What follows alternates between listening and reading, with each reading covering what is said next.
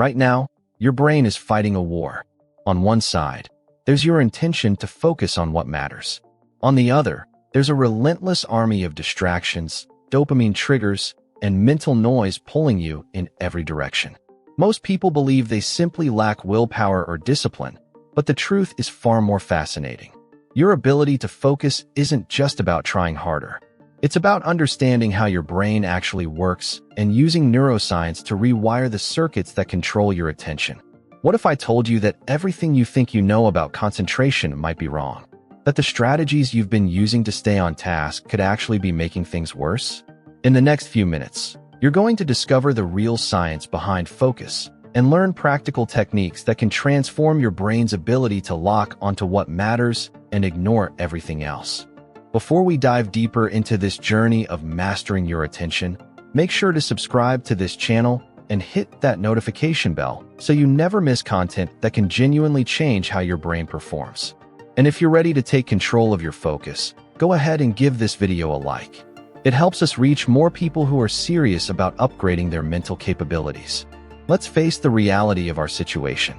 We live in an age where the average person checks their phone over 150 times per day. Studies show that it takes approximately 23 minutes to fully regain deep focus after a single interruption. Think about that for a moment. Every time you glance at a notification, switch tabs, or let your mind wander, you're not just losing a few seconds. You're potentially sacrificing nearly half an hour of productive mental work.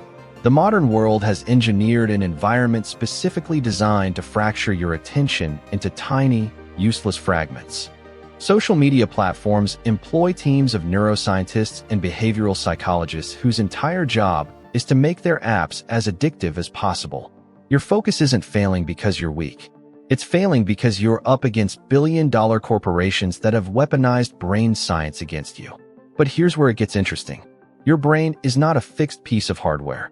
It's more like a muscle that can be trained, strengthened, and optimized. Neuroscience has revealed that focus is governed by specific brain regions and neurochemical systems that respond to training. The prefrontal cortex, located right behind your forehead, acts as the command center for attention. It's constantly making decisions about what deserves your mental resources and what should be ignored. When you strengthen this region through targeted practice, your ability to maintain concentration improves dramatically. This isn't motivational speculation. This is documented neuroscience. Let's talk about what actually happens in your brain when you try to focus. There are two distinct attention systems at play. The first is called the bottom-up attention system. This is your brain's automatic response to novel, unexpected, or potentially threatening stimuli. It's the reason you immediately look when someone drops a glass or when your phone buzzes.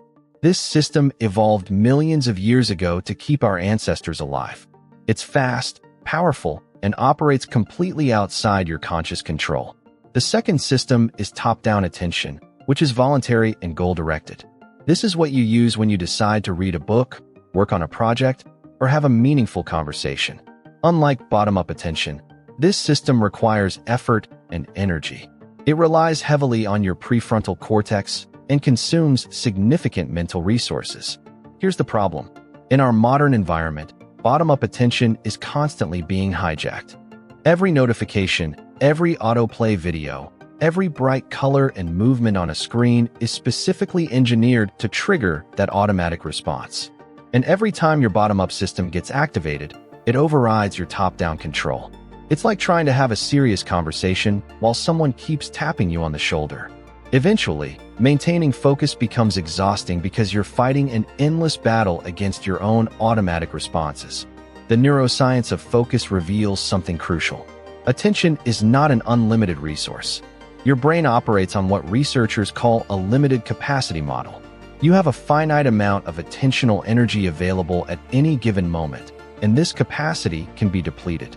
Research has demonstrated that decision-making, resisting temptations, and maintaining focus all draw from the same pool of mental energy. This is why you find it harder to concentrate late in the day, or why resisting distractions becomes increasingly difficult over time. Your attentional reserves are simply running low. But here's where the science gets empowering.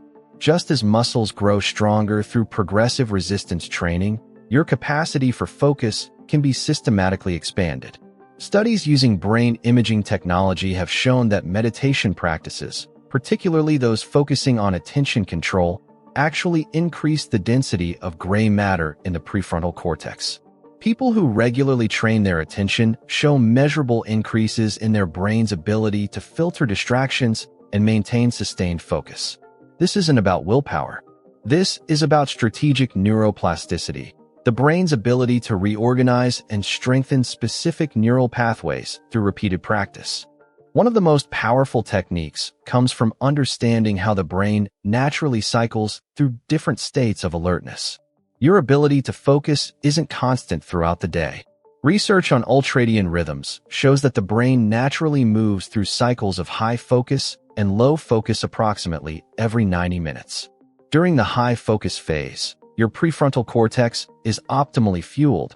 Neurotransmitters like dopamine and norepinephrine are at ideal levels, and your brain's default mode network, which is associated with mind wandering, is relatively quiet. This is your biological window for deep work. The strategy here is simple but profound. Instead of trying to maintain focus for endless hours, work with your brain's natural rhythm. Identify your peak focus windows, typically in the first few hours after waking, and schedule your most demanding cognitive work during these periods. Then, honor the low focus phases by taking genuine breaks. This isn't laziness. It's strategic recovery that allows your attentional systems to recharge. Now let's discuss dopamine, the neurotransmitter that's central to motivation and focus. Dopamine doesn't just make you feel good. It's the neurochemical that helps your brain decide what's worth paying attention to. When dopamine levels are optimal, focusing feels effortless and engaging. When they're depleted, even simple tasks feel impossibly difficult. Here's the critical insight. Modern digital environments create massive spikes in dopamine through unpredictable rewards. Every time you scroll social media or check your phone, you're potentially triggering a dopamine release. Your brain starts to expect these quick hits, and normal activities that require sustained attention begin to feel boring by comparison. The solution isn't to eliminate dopamine. It's to stop training your brain to crave these rapid, unpredictable rewards. When you remove or reduce sources of easy dopamine, your brain recalibrates. Suddenly, reading a book or working on a project becomes more neurochemically rewarding because your baseline expectations have shifted. Think of it like taste. If you eat extremely sweet foods constantly, natural foods taste bland. But if you reset your palate, suddenly an apple tastes incredibly sweet. The same principle applies to your attention system. Another fascinating aspect of focus involves what neuroscientists call cognitive load. Your working memory can only hold about 4 chunks of information at once. When you try to focus while simultaneously juggling multiple concerns, each additional worry or task occupies one of these limited slots. This is why writing down your thoughts before a focus session is so effective. You're literally clearing mental space by offloading information from your working memory to an external system. There's also compelling research on the role of environmental design in focus. Your physical surroundings send constant signals to your brain about what it should attend to. A cluttered desk provides dozens of potential attention magnets. An open browser with multiple tabs acts like a cognitive interrupt, each tab representing an incomplete task your brain feels compelled to track. By contrast, a clean, minimal environment reduces the cognitive load of filtering distractions. This isn't about aesthetics. It's about reducing the number of stimuli competing for your bottom-up attention system. Let's talk about a concept that revolutionizes how you think about focus, attention residue. Research demonstrates that when you switch from one task to another, your attention doesn't immediately follow. Part of your mind remains stuck on the previous task, creating a residue that impairs your performance on the new task. The more intense or incomplete the previous task, the heavier the residue. This explains why context switching is so devastating to deep work. You think you're moving between tasks efficiently, but neurologically, you're carrying fragments of each task with you, none receiving your full mental capacity. The practical application is transformative. Instead of fragmenting your day into tiny task blocks, batch similar activities together and create clear boundaries between different types of work. When you finish a focus session, use a simple ritual like closing your laptop, taking 3 deep breaths, or physically moving to a different location to signal to your brain that the task is complete. This helps clear attention residue and prepares you for the next activity. Now we need to address the elephant in the room: technology. The devices we use every day are designed to be attention traps. The solution isn't necessarily to abandon technology, but to change your relationship with it. Neuroscience shows that the mere presence of your smartphone, even when it's turned off, reduces your available cognitive capacity. In one study, participants who had their phones in another room significantly outperformed those who had their phones face down on their desk. Your brain knows the phone is there and allocates resources to inhibiting the urge to check it, resources that could otherwise be used for focused work. Implementing what researchers call strategic friction is remarkably effective. This means deliberately making distracting behaviors slightly more difficult. Log out of social media apps so you have to consciously log back in. Turn off all notifications except for truly urgent contacts. Use website blockers during focus sessions. These small barriers don't eliminate temptation, but they interrupt the automatic behavior loop. They force the conscious, rational part of your brain to engage before the impulsive part can act. That brief moment of conscious decision-making is often enough to redirect your attention back to what matters. The role of physical state and focus is also profound and often overlooked. Your brain requires specific physiological conditions to function optimally. When you're dehydrated, even by just 2%, your cognitive performance measurably declines. When you're sleep-deprived, your prefrontal cortex literally becomes less active. Regular movement increases blood flow to the brain and triggers the release of brain-derived neurotrophic factor, which supports the growth and maintenance of neurons involved in learning and attention. Taking a brief walk between focus sessions isn't a break from productivity. It's a strategy for enhancing the brain's capacity for the next session. Something truly remarkable happens when you practice focused attention consistently. You begin to change the default wiring of your brain. Brain imaging studies show that people who regularly engage in focused work develop stronger connections between the prefrontal cortex and other regions involved in attention control. They also show reduced activity in the default mode network, the brain system associated with mind-wandering and distraction. What this means in practical terms is that staying focused becomes less effortful over time. Your brain literally rewires itself to make concentration the path of least resistance. One technique that combines multiple neuroscience principles is time boxing with ultradian rhythms. Set a timer for 90 minutes and commit to single-task focus on one meaningful activity. During this period, your goal isn't perfection. It's simply to redirect your attention back to the task every time it wanders. This practice trains your attentional control, works with your brain's natural focus cycles, reduces attention residue by eliminating task switching, and provides clear boundaries that help manage cognitive load. After the 90 minutes, take a genuine 15 to 20-minute break. During this break, do something that allows your mind to truly rest. Go for a walk, do light stretching, or simply sit quietly. Avoid filling this recovery time with more stimulation. The accumulation of small attention decisions throughout your day creates your ultimate capacity for focus. Every time you choose to stay with a difficult task instead of checking your phone, you're strengthening the neural pathways of focused attention. Every time you resist the urge to open a new tab or switch tasks, you're building the mental muscle of concentration. These individual moments might seem insignificant, but they compound. After weeks and months of this practice, you'll notice that sustaining focus for extended periods feels fundamentally different. What once required heroic effort becomes almost natural. Kwik, one of the world's leading experts on brain performance, emphasizes something powerful about learning and focus. He teaches that there's no such thing as a good or bad memory, or strong or weak focus. There's only trained or untrained. Your current level of focus isn't a fixed trait. It's simply the result of how you've trained your attention up to this point. The exciting implication is that you can change it.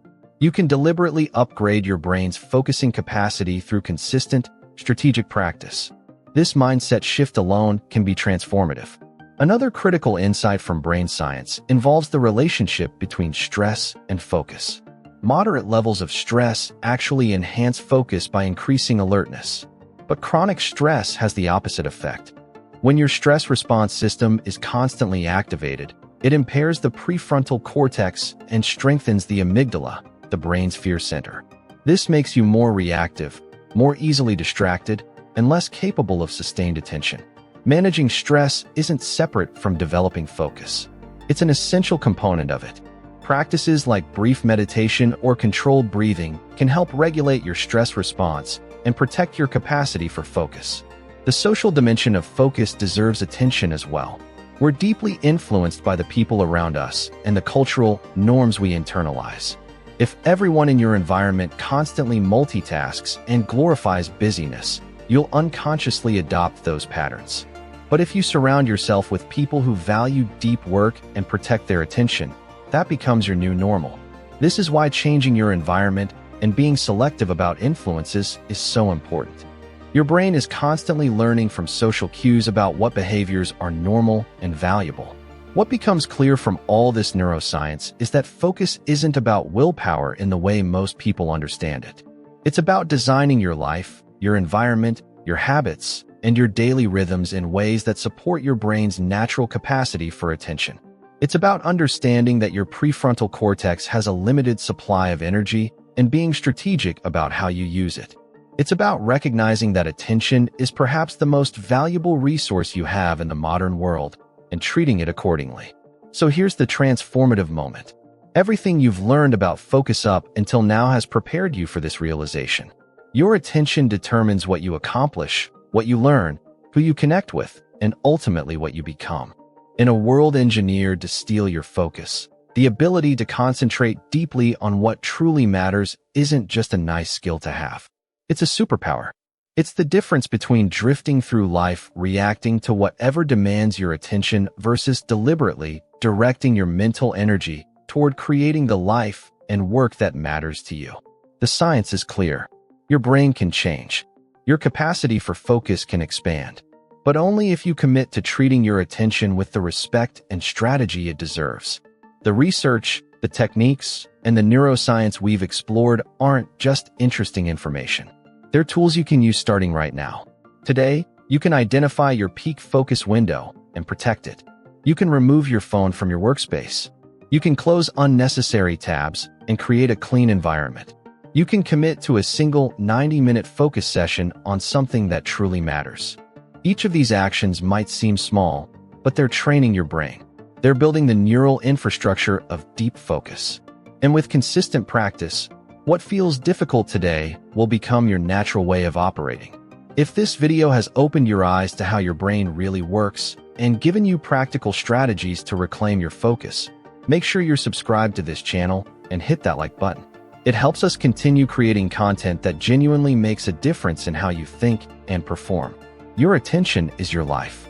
Where you direct it, what you choose to focus on, and how deeply you engage determines not just what you accomplish, but who you become.